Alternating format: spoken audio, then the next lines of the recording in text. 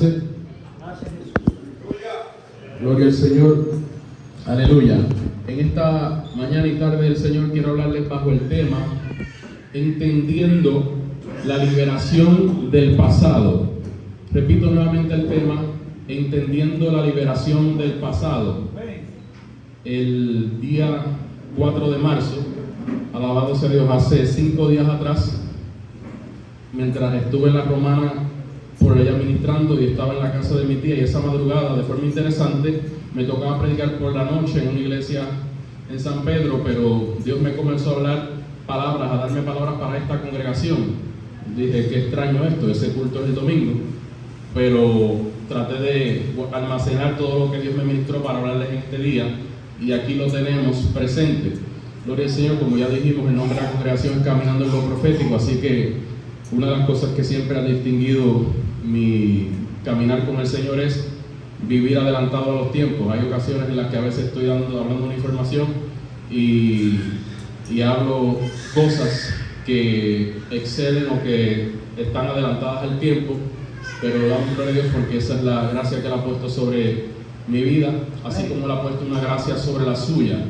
Pero hoy, de forma interesante, no voy a hablarles acerca del futuro, voy a hablarles acerca del pasado.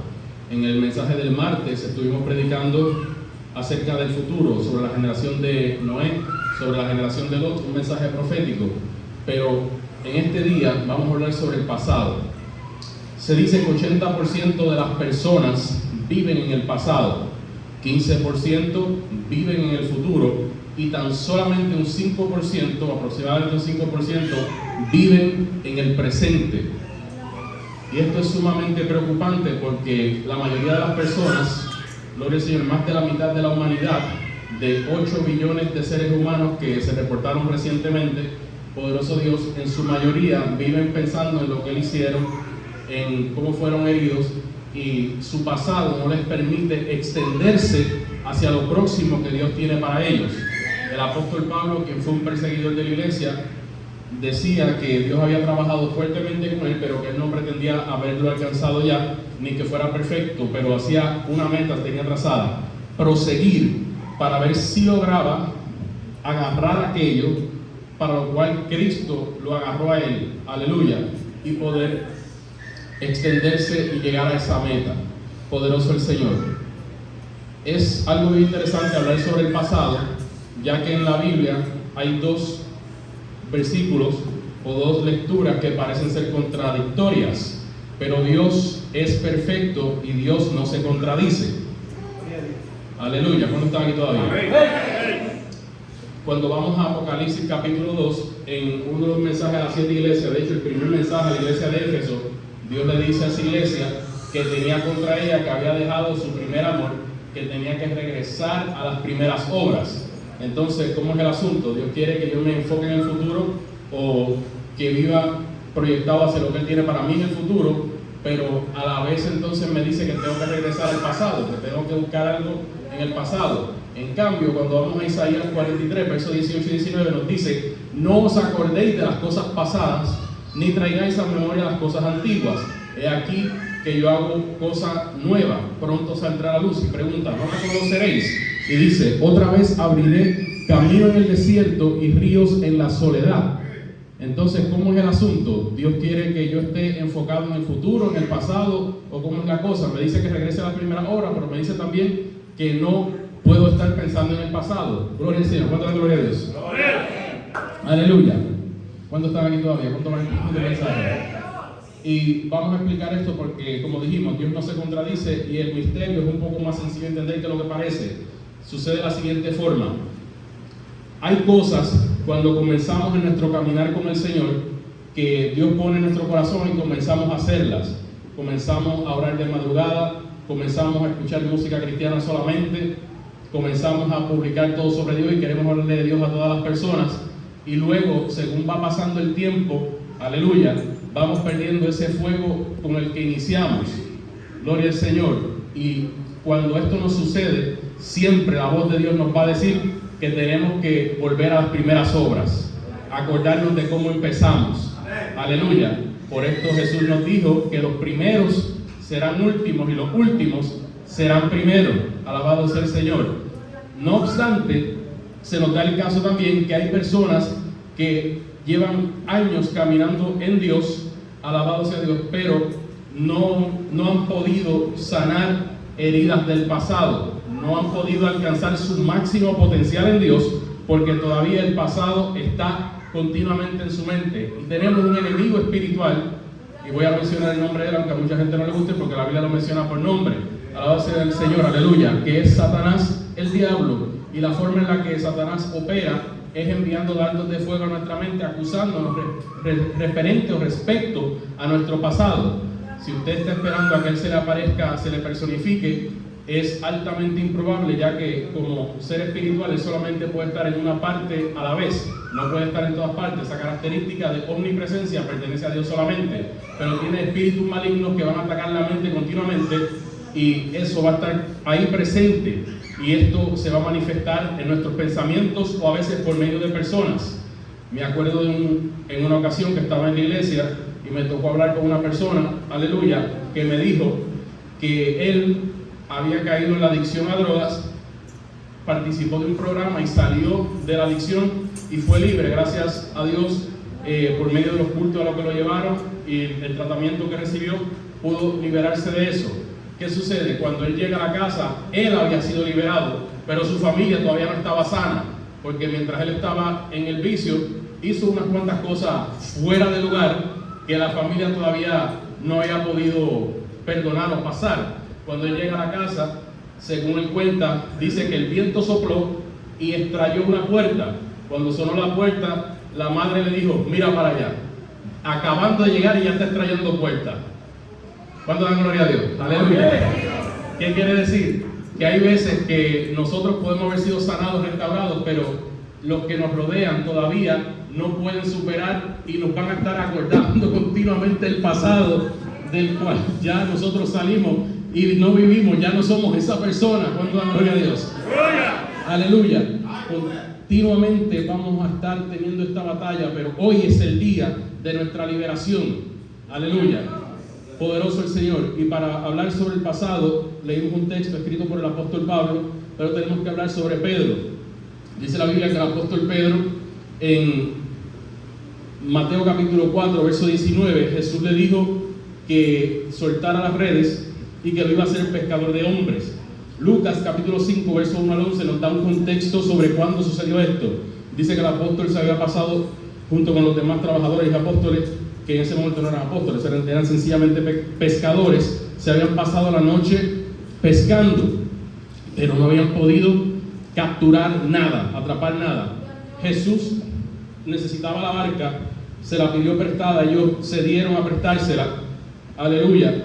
Él les dijo que tenían que echar la red por un lado específico, y él les dijo, y Pedro le contestó: hemos estado toda la noche en eso, aleluya. Pero hay una diferencia en cuando uno hace las cosas por su propia fuerza, aunque se pase el día, la noche, años o el tiempo que sea, a cuando uno hace las cosas con la voluntad y la dirección de Dios. Aleluya. Y dijo: hemos estado toda la noche en eso y no hemos capturado nada, pero en tu palabra yo echaré la red.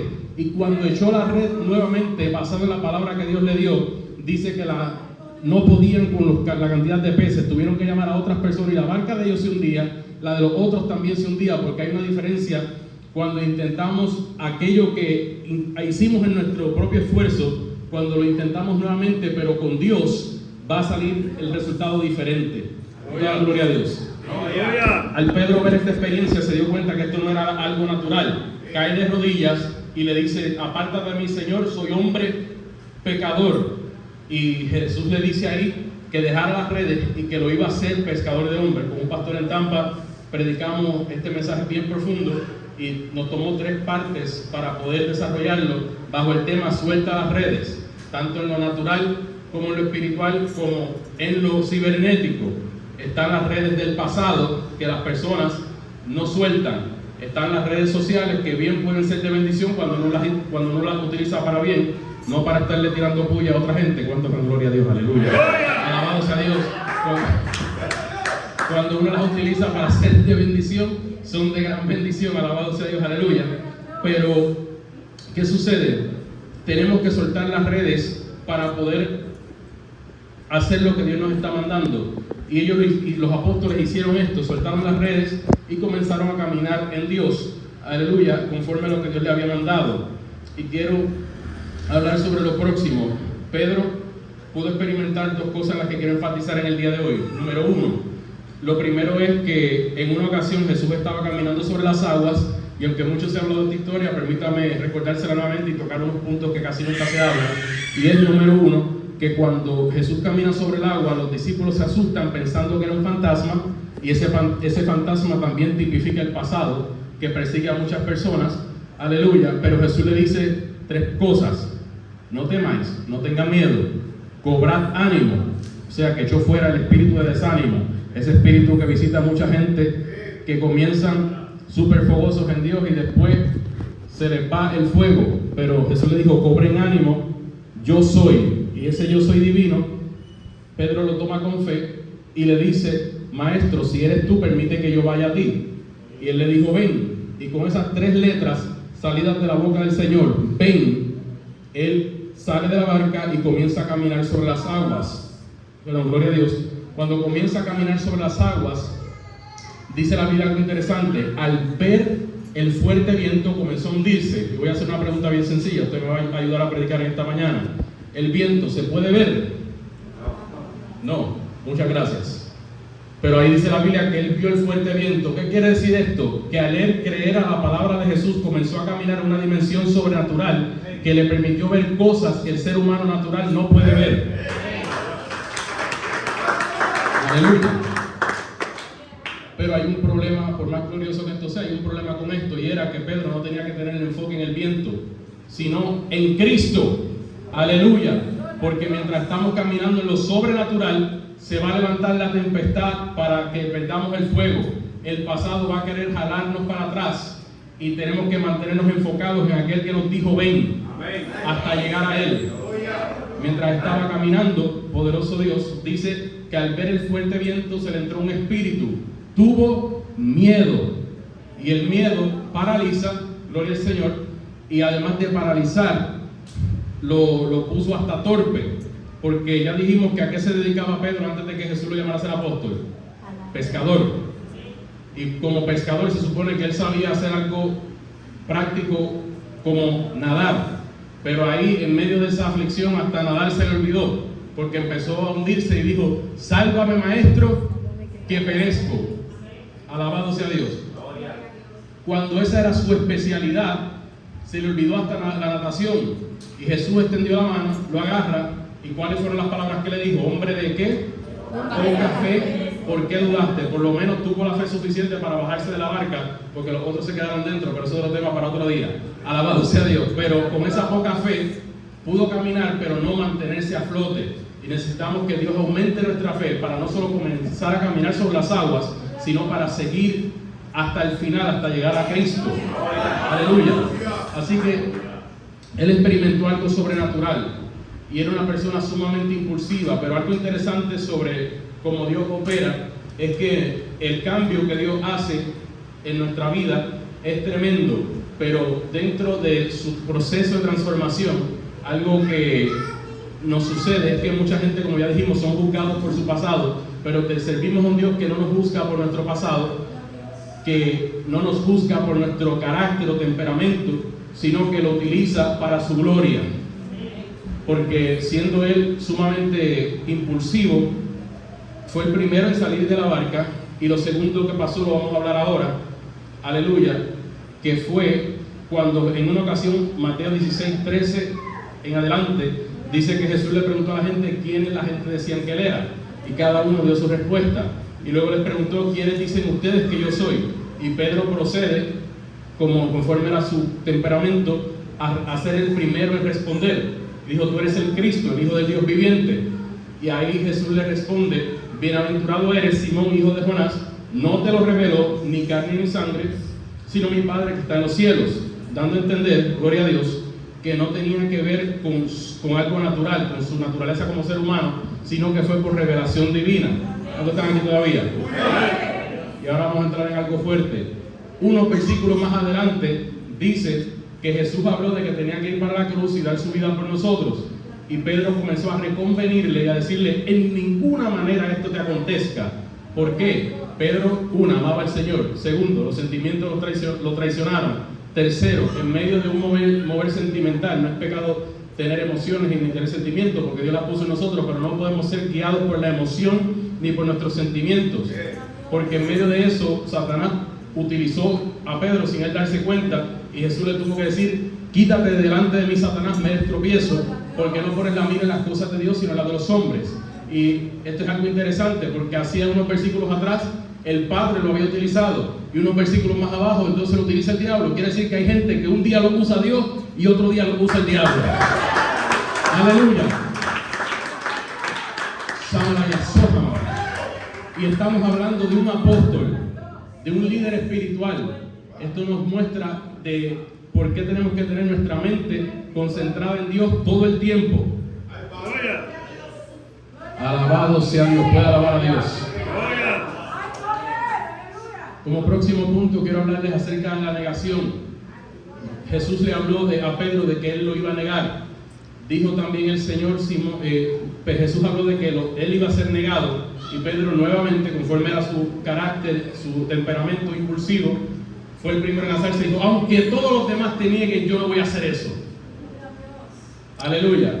Y Jesús le dice en Lucas 22, versos 31 al 34, dijo también el Señor: Simón, Simón, he aquí Satanás os ha pedido para zarandearos como a trigo, pero yo he rogado por ti para que tu fe no falte, y tú, una vez vuelto, confirma a tus hermanos. Él le dijo: Señor, dispuesto estoy a ir contigo, no solo a la cárcel, sino también a la muerte. Y él le dijo: Pedro, te digo que el gallo no cantará hoy antes que tú niegues 3 veces que me conoces. Vamos a examinar estos versículos despacio. Nos dice que Jesús le especifica a Pedro que Satanás lo había pedido para zarandearlo como a trigo. Aleluya. Cuando el trigo o el grano del arroz es sacudido, poderoso Dios tiene un propósito, y es que la paja o lo que no funciona o lo que no sirve para propósitos comestibles tiene que ser removido para que quede el grano maduro que puede ser digerido. En este zarandeo que Pedro iba a experimentar, Jesús estaba orando por él para que la fe no le faltara, porque la fe era lo que lo iba a mantener de pie y le iba a hacer volver luego del zarandeo. ¿Estamos aquí todavía? Lo próximo que dice, gloria al Señor, es que una vez vuelto confirma a tus hermanos. Fíjese esto que es interesante, porque se aplica a nuestra vida también. Quiere decir que estamos siendo continuamente zarandeados, pasando por pruebas, y la prueba tiene un propósito, y es sacar de nosotros lo que no sirve. Alabado sea Dios. Que el pasado ya no nos limite y nos impide, que no nos sea impedimento de llegar a lo que Dios tiene para nuestra vida. Alabado sea Dios, aleluya. Pero hay algo más interesante todavía, y es que Jesús le dice: y tú, una vez vuelto, confirma a tus hermanos. Y hago una pregunta: ¿vuelto de qué? ¿De qué Jesús le estaba hablando? De que él lo iba a negar. Quiere decir que Dios sabía. A él no le tomó por sorpresa cuando usted o yo fallamos. Esa caída era necesaria. En la Romana estuvimos predicando sobre David. David, cuando peca con Betsabé, se creyó que Dios no había visto eso. Dios le manda a Natán a que le hable, y cuando manda a Natán a hablarle, poderoso Dios, él dice: el que hizo esto es digno de muerte, y que pague 4 veces. En un juicio, una gente que le quita una vida, le cobran una vida, le ponen una cadena perpetua. David fue un líder sumamente legalista, súper religioso, y en la disciplina le quiso poner 400 años de disciplina al miembro. Le dijo no una, le puso 4, que pague 4 veces. Y Natán procede a decirle: ese hombre eres tú. Cuando le dicen que era él, escribe el Salmo 51: ten piedad de mí, oh Dios, conforme a tu misericordia. Quiere decir que cuando él supo que era él, empezó a pedir misericordia, porque hay gente que solamente pide misericordia cuando son ellos o algunos de ellos los que están envueltos en el asunto. De lo contrario, viven mandando a todo el mundo para el infierno. Alabado sea Dios. Y por esta causa, aleluya, Dios tiene que permitir procesos en nuestra vida, incluso la caída si es necesario, para que sepamos que la Trinidad se compone de Padre, Hijo, Espíritu Santo, que no hay un cuarteto divino donde nosotros podamos meternos. El que trató de hacer eso hoy se llama Satanás. Aleluya. Habiendo sido ángel de luz. Aleluya. Y tú, una vez vuelto, confirma a tus hermanos. Quiere decir que Jesús sabía que él iba a negarlo y que él iba a restaurarlo. Y le dice, una vez vuelto, te toca retomar el ministerio. No puedes dejar que los errores del pasado te limiten. No puedes dejar que una caída defina quién tú eres. Tienes que volver a levantarte. Aleluya.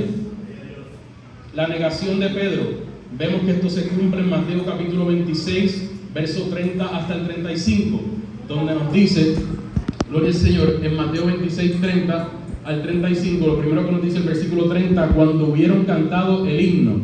Quiere decir que Jesús cantaba himnos.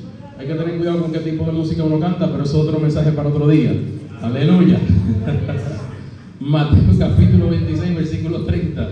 Sí, muchas canciones cortavenas por ahí que incitan a cosas que no son agradables a Dios. Pero Mateo 26, 30 al 35, Jesús le anuncia la negación. Mateo capítulo 26, verso 36 al 56, nos habla de las consecuencias de la falta de oración. En el tiempo que Jesús comenzó de su mocha, aleluya, quiere decir que habiendo caminado más de 3 años y pico yendo a la iglesia, caminando con el Señor, todavía cargaba su mocha ahí lista para, por si se prestaba el problema. Alabado sea Dios, aleluya.